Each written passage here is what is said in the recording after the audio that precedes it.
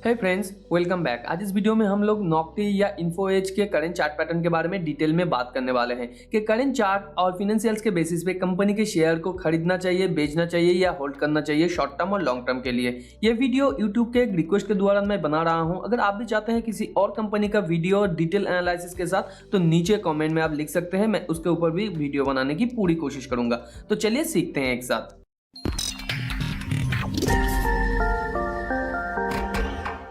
तो जैसे कि आप स्क्रीन पे देख सकते हैं, नौकरी का ये वनडे का चार्ट है। वनडे के चार्ट में आप देख सकते हैं नवंबर से कंपनी ने एक बेयर वेज स्टार्ट किया था और जनरली एक बेयर वेज के अंदर 3 मेजर स्पाइक होता है और वो उसके बाद अपना कंसोलिडेशन फेज में आ जाता है।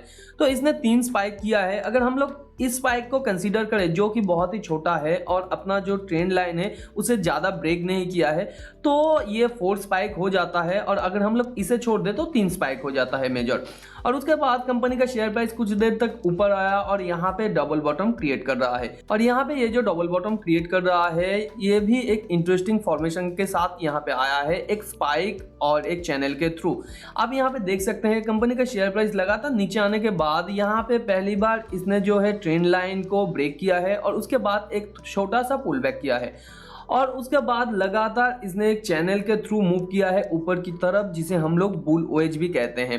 तो जनरली एक बुल ओएज क्या होता है? एक बेयर फ्लैग होता है। एक बेयर ट्रेंड के अंदर जब शेयर प्राइस लगातार ऊपर जाने की कोशिश करता है बुल ओएज के थ्रू तो हम इसे बेयर फ्लैग कहते हैं, क्योंकि वो गिर के अपना जो स्टार्टिंग पॉइंट है वहां पे आने की कोशिश करेगा। तो यहाँ पे देखिए इसका स्टार्ट हुआ था चैनल, तो ये यहाँ पे आके अपना डबल बॉटम क्रिएट कर रहा है और उसके बाद इसने इसके अंदर भी एक बेयर वेज क्रिएट किया है। तो कंपनी के शेयर के अंदर प्रोबेबिलिटी है ऊपर जाने का।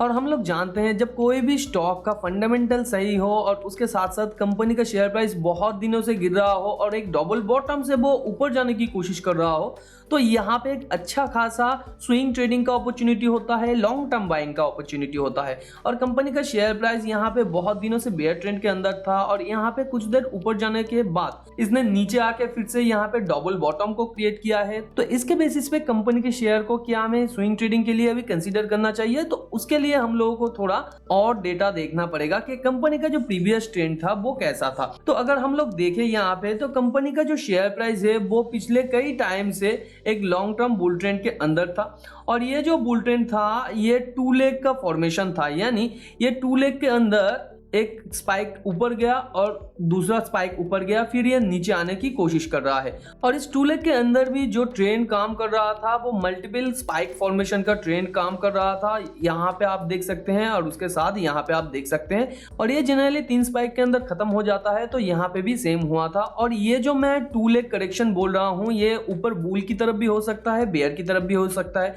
जैसे कि कंपनी का शेयर प्राइस यहाँ पे टॉप क्रिएट किया, उसके बाद ये देखिए 2 लेग फॉर्मेशन के साथ ये एक लेग है, ये 2 लेग है, 2 लेग फॉर्मेशन के साथ ये नीचे आया और उसके बाद एक हायर बॉटम बना के ये ऊपर जाने की कोशिश किया है। तो यहाँ पर भी इसका फॉर्मेशन सेम हुआ है। और कंपनी का शेयर प्राइस इस बुल ट्रेंड के दौरान मल्टीपल स्पाइक एंड चैनल के अंदर था और हम लोग जानते हैं चैनल जहां से स्टार्ट होता है कंपनी का शेयर प्राइस यकीनन एक बार टच करने की कोशिश करता है। तो यहाँ पे इसने एक स्पाइक किया था, उसके बाद ये चैनल के अंदर चला गया था, तो कंपनी का शेयर प्राइस यहाँ तक आ गया है। और उसके बाद यहाँ से भी इसने एक चैनल को क्रिएट किया था, तो इसके आसपास देखिए कंपनी का शेयर प्राइस आ गया है। और उसके साथ साथ यहाँ पे भी इसने एक चैनल का फॉर्मेशन स्टार्ट किया था। तो कंपनी का शेयर प्राइस का प्रोबेबिलिटी क्या यहाँ पे आने का है उसके लिए हम लोग थोड़ा बाद में बात करते हैं। करेंटली हम लोग जो यहाँ पे रेजिस्टेंस और सपोर्ट पॉइंट है उसे थोड़ा जान लेते हैं। तो करेंट जो यहाँ पे सपोर्ट पॉइंट है वो 3242 के आसपास है, उसे अगर तोड़ दे तो नेक्स्ट है 2660 के आसपास। और ऊपर की तरफ रेजिस्टेंस है 3855 के आसपास और उसे अगर तोड़ दे तो 4295 के आसपास। तो यहाँ पे सिंपली बात यह है, अगर कंपनी किसी भी एक सपोर्ट के दौरान एक स्ट्रॉन्ग सपोर्ट लेके ऊपर जाने की कोशिश करता है और पिछले टाइम का कोई भी स्पाइक हाई उसे तोड़ के ऊपर जाके कुछ देर कंसोलिडेट करने के बाद फिर इस कंसोलिडेशन फेज को तोड़ के ऊपर जाने की कोशिश करता है, तब यहाँ पे स्विंग ट्रेडिंग का बाय हो सकता है।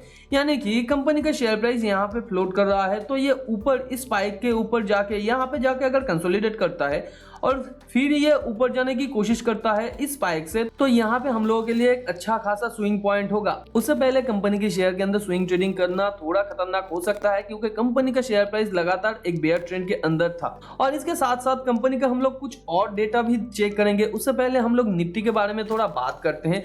देखिए, जब भी ओवरऑल मार्केट कंडीशन अच्छा होता है तब हर एक कंपनी का शेयर प्राइस ऊपर जाने की कोशिश करता है।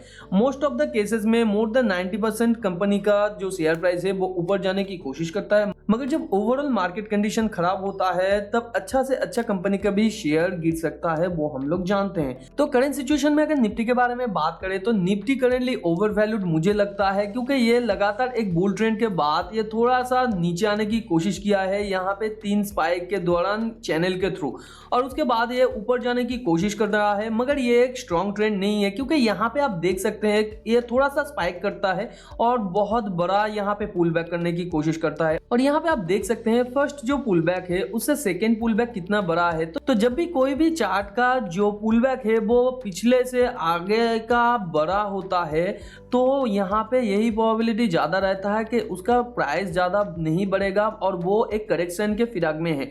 तो यहाँ पे भी आप देख सकते हैं जब निफ्टी का यहाँ पे प्राइस ज़्यादा फ्लैक्चुएट करने लगा था, यानी बड़ा बड़ा जो स्विंग है वो क्रिएट करने लगा था, तब इसने ब्रेक किया। और इससे भी पहले का अगर हम लोग डेटा चेक करें, जैसे कि यहाँ पे भी आप लोग देख सकते हैं कि ज़्यादा बड़ा यहाँ पे एक अच्छा खासा लॉन्ग ट्रेंड में था और उसके बाद ये बड़ा स्विंग करना स्टार्ट किया और ये नीचे गिरा।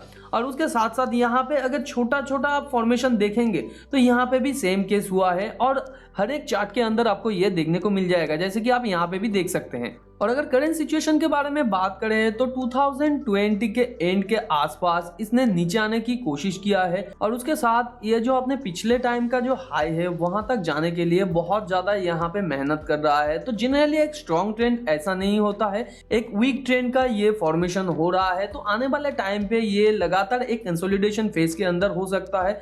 तो ये तो एक हो गया। इसके साथ साथ अगर हम लोग रेपो रेट को देखें तो रेपो रेट लगातार हाइक हो रहा है ड्यू टू इन्फ्लेशन। तो इन्फ्लेशन जब तक कंट्रोल में नहीं आता है आरबीआई अपना रेपो रेट बढ़ाता रहेगा और जितना रेपो रेट बढ़ेगा उतना मार्केट में डिमांड कम होगा। और अगर हम लोग इन्फो एज के बारे में बात करें तो इसके फंडामेंटल के बेसिस पे हम लोग जानते हैं कि इसका जो मेन बिजनेस है वो B2B है और बहुत सारा बिजनेस यहाँ पे रजिस्टर्ड है।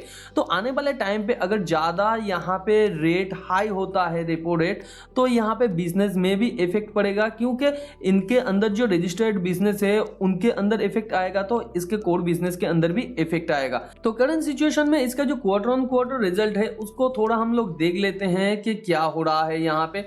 तो यहाँ पे each and every quarter company का जो रेवेन्यू है वो लगातार बढ़ता ही जा रहा है। और इसके साथ साथ हम लोग अगर दिसंबर क्वार्टर के बारे में बात करें तो यहाँ पे थोड़ा घट गया है और यहाँ पे जो ऑपरेटिंग प्रॉफिट है वो भी लगातार बढ़ा रहा है कंपनी, और उसके साथ साथ जो यहाँ पे नेट प्रॉफिट है वो भी बढ़ रहा है। मगर 2 क्वार्टर से ये लगातार घट रहा है। और उसके साथ साथ कंपनी के शेयर प्राइस गिरने का जो मेन रीजन है वो है ओवरऑल मार्केट कंडीशन, क्योंकि ओवरऑल मार्केट कंडीशन अगर अच्छा नहीं होगा, कंपनी कितना भी अच्छा रिजल्ट लाए उसके अंदर एक नेगेटिविटी रहता ही है, जिससे एक लॉन्ग टर्म इन्वेस्टर को भी ज्यादा फायदा मिलता है, क्योंकि कंपनी के अंदर ज्यादा नेगेटिविटी नहीं होता, कंपनी का बुक वैल्यू लगातार बढ़ता ही जाता है।